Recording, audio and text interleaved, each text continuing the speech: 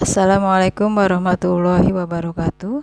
Bertemu lagi dengan mata kuliah Matematika Bisnis dengan materi integral tertentu dan aplikasi dalam bidang ekonomi bisnis. Integral tertentu. Integral tertentu adalah integral dari suatu fungsi yang nilai-nilai variabel bebasnya memiliki batas-batas tertentu. Integral tertentu digunakan untuk menghitung luas area yang terletak di antara kurva Y sama dengan Fx dan sumbu horizontal X dalam suatu rentang wilayah yang dibatasi oleh X sama dengan A dan X sama dengan B. Adapun bentuk persamaan umumnya adalah integrasi dengan batas bawah A dan batas atas B untuk fungsi fx dx sama dengan fx dengan batas A dan B sama dengan fb min fa. Dalam hal ini setiap nilai x akan diubah menjadi B dan dikurangi dengan setiap fx yang diubah menjadi fx-nya diubah menjadi A. Adapun wilayahnya adalah sebagai berikut. Kita lihat ini adalah suatu kurva nonlinier ya. Kemudian kita akan mencari suatu daerah yang dibatasi dari daerah A sama dengan B.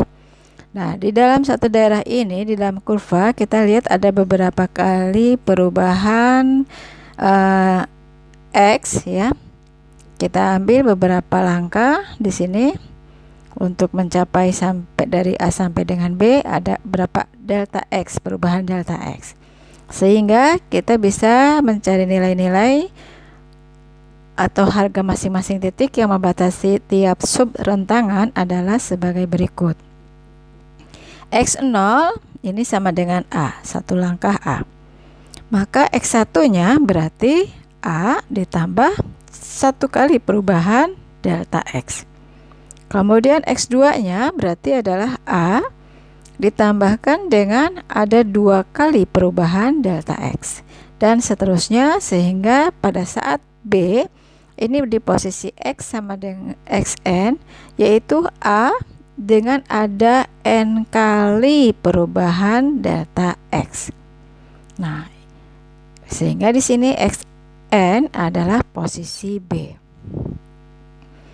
Adapun kaidah-kaidah integral tertentu untuk A lebih kecil dari B dan lebih kecil dari C adalah berlaku seperti ini. Integral dengan batas bawah A dan batas atas B untuk fx dx sama dengan fx dengan batas A dan B sama dengan B fb min fa. Kemudian yang kedua di sini ada A integral fx dx dengan batas A dan A maka akan sama dengan 0. Kenapa? Karena nanti akan ketemu adalah fa min fa ya, sehingga nilainya 0. Kemudian yang ketiga ini dengan batas bawah A dan batas bawah B untuk fx dx. Nah, ini akan kita ubah batasannya menjadi batas bawahnya B dan batas atasnya A. Bisa asal tandanya pun akan diubah, akan dibalik. Jadi yang awalnya positif menjadi negatif atau sebaliknya. Yang keempat, integrasi batas bawah A dan batas atas B untuk K fx dx. K ini adalah konstanta, jadi bisa keluarkan dari integrasi K kali integrasi A batas A dengan batas B untuk fx dx. Jadi yang diintegrasikan adalah fungsinya saja. Kemudian yang kelima, ada dua fungsi fx dan gx. Ini kita jumlahkan untuk diintegrasikan dengan batas bawah A dan batas atas B. Nah, ini bisa dipecah menjadi batasnya tetap A dan B. Kemudian fungsinya masing-masing ya, untuk fungsi fx dx untuk ditambahkan untuk fungsi integral dengan sama untuk fungsi gx dx.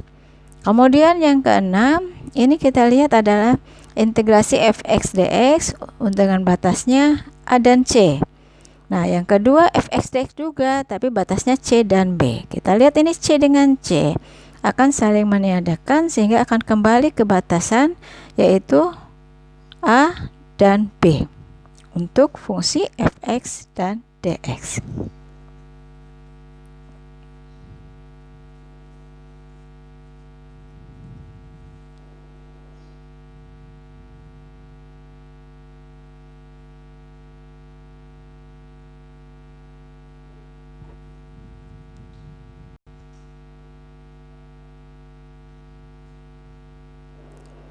Oke.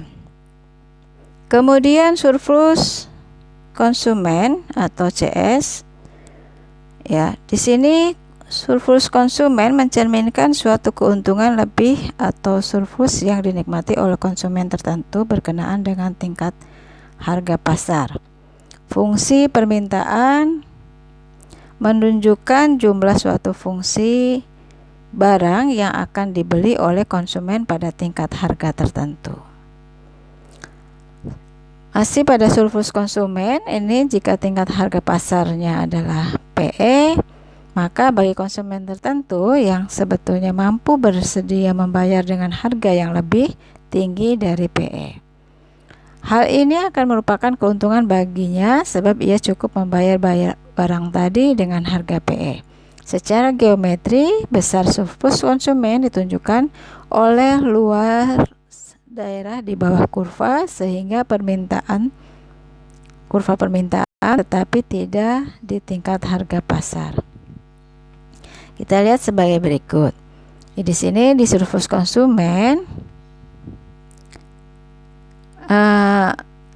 kita akan mendapatkan suatu daerah wilayah yaitu P, E, kemudian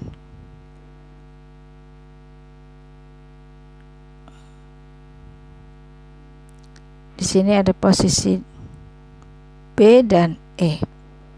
Kemudian dibatasi dengan daerah di sini Q-nya 0 dan di sini QE ya.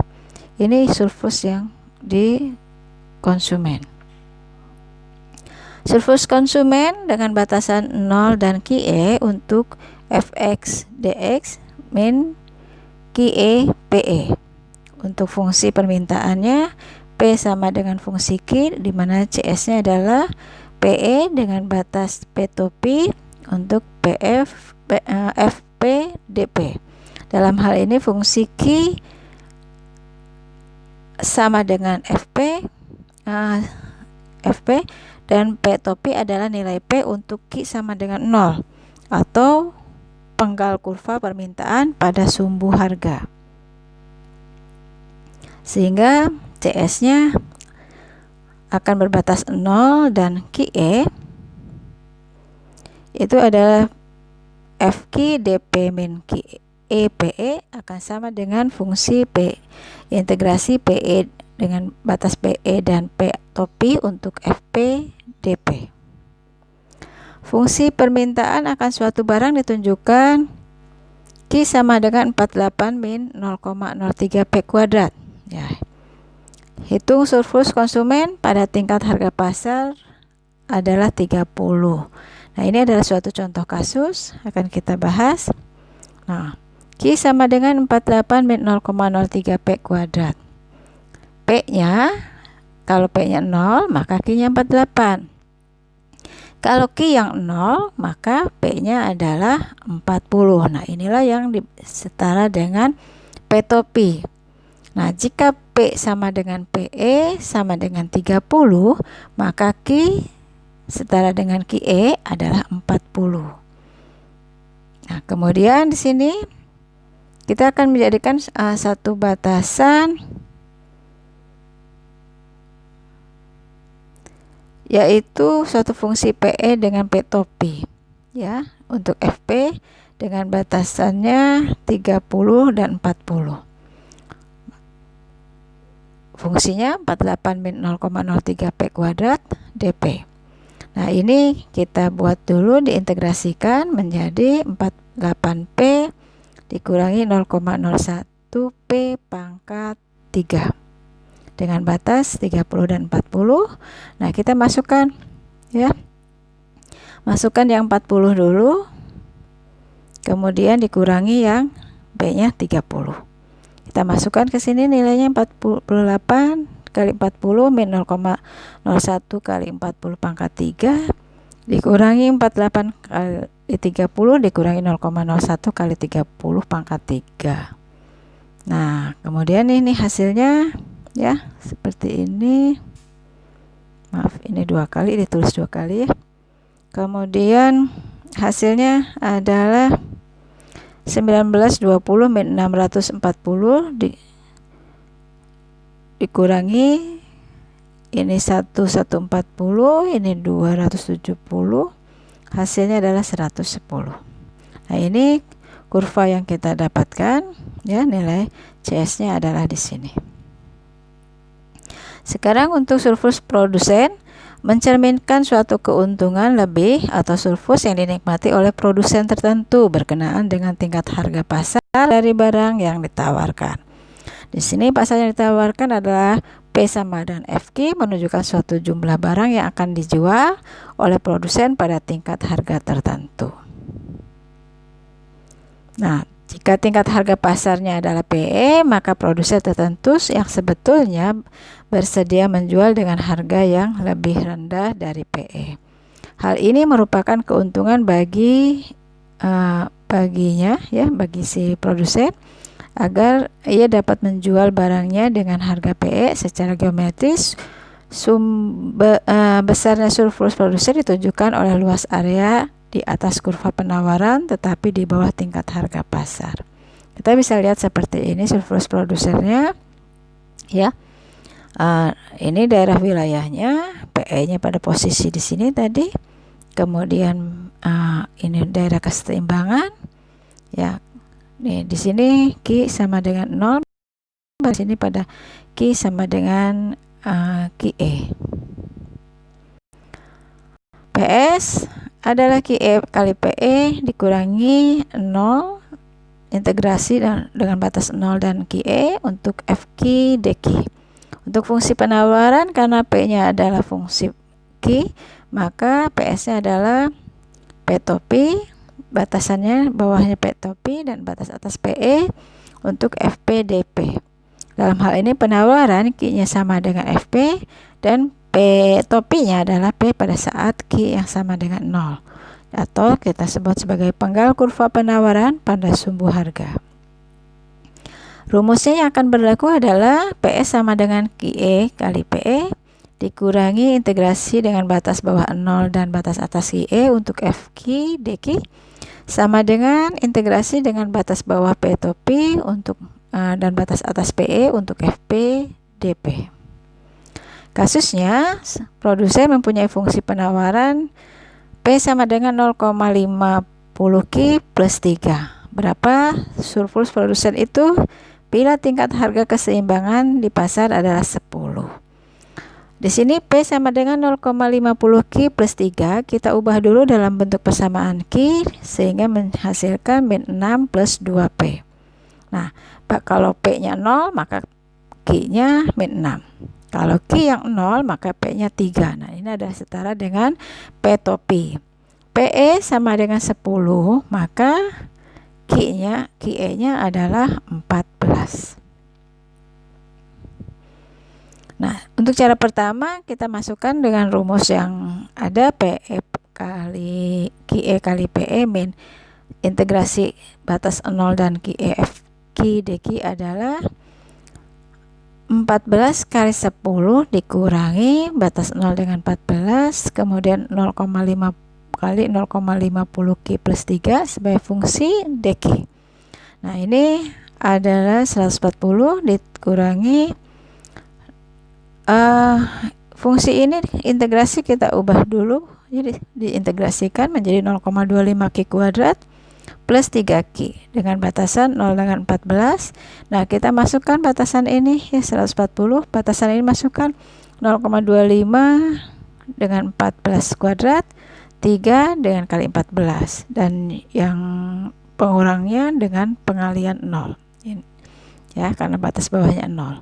Sehingga di sini berarti 140 dikurangi, nah hasil dari ini adalah 91, hasilnya adalah 49. Yang kedua kita gunakan cara kedua dengan menggunakan PS sama dengan integrasi P topi, batas bawahnya P atas, batas atasnya PE, FP DP. Batas bawahnya 3, batas atasnya 10, min 6 plus 2P sebagai fungsi DP. Ini diintegrasikan dulu menjadi min 6P plus P kuadrat dengan batas 3 dan 10. Dimasukkan masing-masing batas ya, dengan yang pertama dengan batas atas dikurangi dengan batas bawah. Hasilnya 49 juga. Ini grafiknya ya, yang akan terjadi sebagai PE-nya. Sekian, terima kasih atas perhatiannya. Assalamualaikum warahmatullahi wabarakatuh.